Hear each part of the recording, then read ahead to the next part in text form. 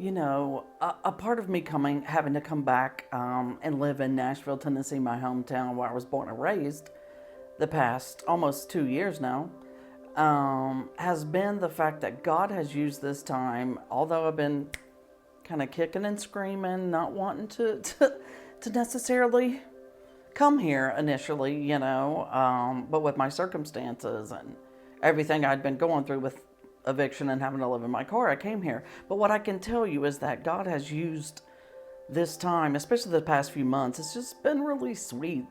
So many different occasions that He's used to take me down memory lane. Lots of memory lanes, should I say. In different neighborhoods, places where I grew up, areas where I grew up that I haven't been in, haven't driven past or been in that area in so many years. So many years. And He's used those different times of taking me, kind of reminiscing and reflecting on my past and helping me to see how grateful I am for so many unanswered prayers from God.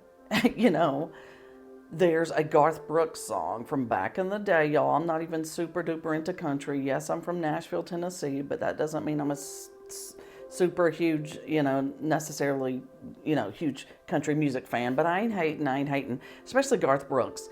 Back in the day, he had the songs that came out and they said something. He was talking about something. And there's a song that he sang that thanking God for unanswered prayers. And he says that some of God's greatest gifts to us are His unanswered prayers. And it's so true. He says, part of the song is, just because He doesn't answer doesn't mean He don't care. And I've learned that, and God, yes, even God, as holy and righteous as He is, He will put songs like that into my mind. And He will use anything and anyone at any time in your life to speak to you and to draw you back on a moment and have you reflect on something. And He's just the sweetest ever, and I love Him. Love those times. And I've just been reflecting on so many different unanswered prayers that I'm just so grateful for, y'all.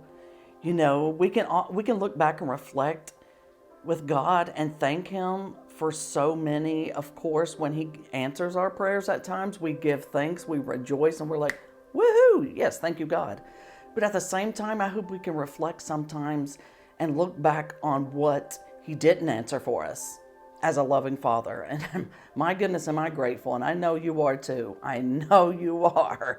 And you understand. But until tomorrow, think on it.